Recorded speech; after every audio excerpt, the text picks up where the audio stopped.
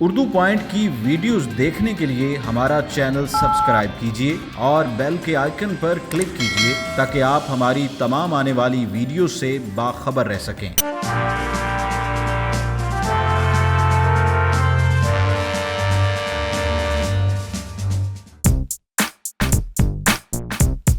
अस्सलामुअलैकुम नाज़रीन, आप देख रहे हैं उर्दू पॉइंट और मैं हूं आपका होस्ट हारिस भट्टी।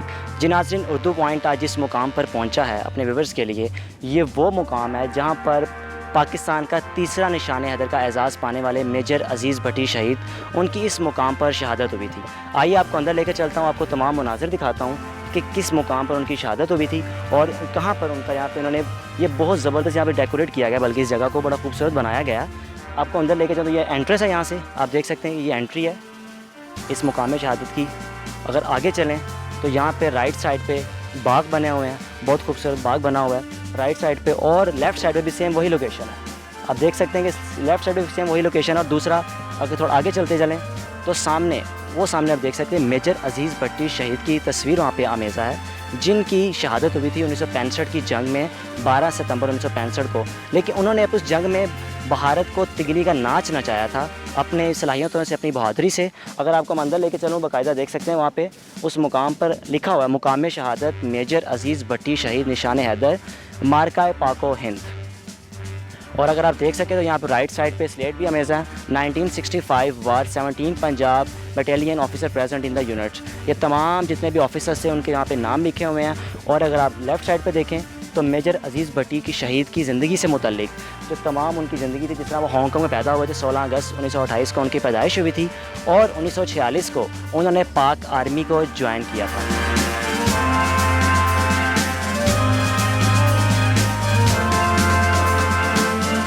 जब हम यहाँ पे एंटर होते हैं तो राइट साइड पे एक बहुत खूबसूरत यहाँ पे बाग बना हुआ है, और राइट साइड पे भी और लेफ़्ट साइड पे भी सेम यही लोकेशन है। यहाँ पे आप देख सकते हैं बाग बना, और अगर बाहर निकल कर देखें तो वहाँ पे एक बड़ी बहुत खूबसूरत छोटी सी मस्जिद बनी हुई है। आइए आपको मैं उसको विज़िट करवाता हूँ कि उस मस्जिद में जब यहाँ पे मुसाफिर गुजरते हैं तो उस मस्जिद में रुक कर बाकायदा नमाज भी अदा करते हैं। अगर नमाज का वक्त हो तो नफल भी अदा किए जाते हैं, और मेजर अज़ीज़ भट्टी के लिए फातह ख़वानी भी की जाती है। ये आप देख सकते हैं कि ये मुकाम शहादत की अपोज़िट साइड पे एक खूबसूरत छोटी सी मस्जिद बनाई गई है, जहाँ पर जब लोग आते हैं विज़िट करने, यहाँ पर उनके मुकाम शहादत को देखने आते हैं तो बाकायदा यहाँ पर वज़ू करके नमाज़ पढ़ते हैं और उनके लिए नफल अदा किए जाते हैं, उनकी फातह ख़वानी के लिए दुआएं भी की जाती हैं। तो देख सकते हैं छोटी सी मस्जिद बाकायदा वहाँ पे लिखा भी हुआ है कि छोटी सी, और अल्लाह के घरों को आबाद रखें। जी तो नाज़रीन, यहाँ पे आए लोगों से बात करते हैं। जी अस्सलाम वालेकुम। वाह इस्लाम। क्या नाम है आपका? खालिद सईद। खालिद साहब, कहाँ से आए हैं आप? बेसिकली हम सऊदी अरेबिया से आए हैं, लेकिन हम लोकल हैं यहाँ के। तो आगे अपनी ज़मीनों पे गए थे, तो ये दोस्त मेरे कश्मीर से आए थे, तो इनको ज़रा यादगार विज़िट करवा दो। जी अस्सलाम वालेकुम। वालेकुम सलाम। क्या नाम? मोहम्मद सलमान जी। मैं भी सऊदीया में होता हूँ 15 साल से। वैसे मैं लाहौर स्की मोड से हूँ। तो this is my first time I have visited major Aziz Bhatti Sharif martyr place. तो ये खालिद भाई करीबी पैरागॉन सोसाइटी में, तो इन्होंने बोला कि ज़रा जाते हुए ज़रा टच कर जाए। हम अपनी ज़मीनों से आ रहे थे तो हमने बोला ज़रा देखते हैं, तो आप लोग मिल गए। तो सर कैसे महसूस करें यहाँ पे आपकी जगह पे आके? बहुत अच्छा, क्योंकि मैंने जैसे आपको पहले बताया था 3 साल पहले इसकी बहुत खस्ता हालत थी। जो शोहदा के नाम थे ना, इसमें क्रैक्स पड़े हुए थे। तो मैंने कर्नल साहब को फ़ोन किया था, जो उस वक्त की यूनिट थी ना 17 पंजाब, जो बेसिकली बिलोंग मेजर राजा जो अज़ीज़ भट्टी ना उस यूनिट से बिलोंग करते थे। तो उन्होंने कहीं बाद में शायद बजट एलोकेट करवाया, तो अब मैं मेरे ख्याल से 3 से 4 साल बाद आया हूँ। अब तो उन्होंने फुली रेनोवेट करवा दिया उन्होंने।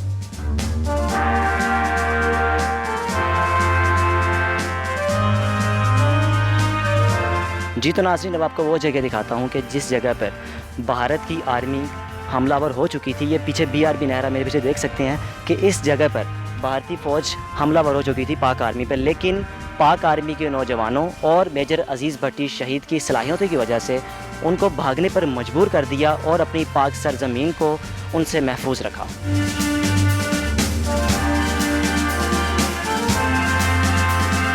जी अस्सलाम वालेकुम। वालेकुम अस्सलाम। आपका नाम?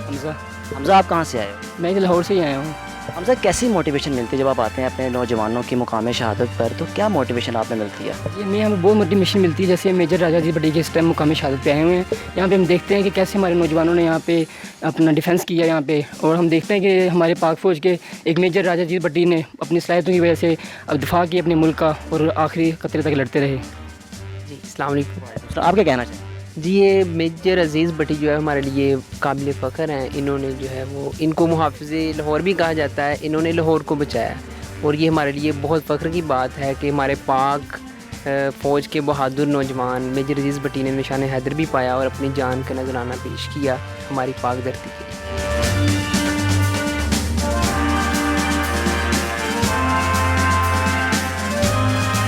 जी तो नाज़रीन, आप देख सकते हैं ये वो तख्ती है जहाँ पर मेजर अजीज़ भट्टी के बारे में तमाम मालूमात लिखी हुई हैं, लेकिन इनमें जो सबसे ख़ास बात यह है कि उनका कहना था कि मैं तब तक वापस नहीं जाऊंगा जब तक मेरे खून का आखिरी कतरा इस मुल्क पर कुर्बान ना हो जाए।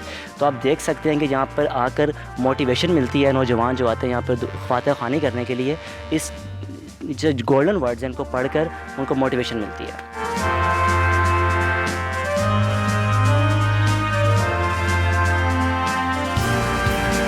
जी तो नाज़रीन, आपने इस वीडियो में तमाम मनाजिर देखे कि जिस मुकाम पर मेजर राजा अजीज़ भट्टी की शहादत हुई, और इसके अलावा मैंने आपको पीछे BRB नहर का विज़िट भी करवाया कि जिस मुकाम तक भारतीय फ़ौज आ चुकी थी, लेकिन हमारे नौजवानों की सलाहियतों की वजह से हम अपनी इस जगह को महफूज रख सके। इसी के साथ अपने मेज़बान हारिस भट्टी को इजाज़त दीजिए। देखते रहिए उर्दू पॉइंट। अल्लाह हाफ़िज़।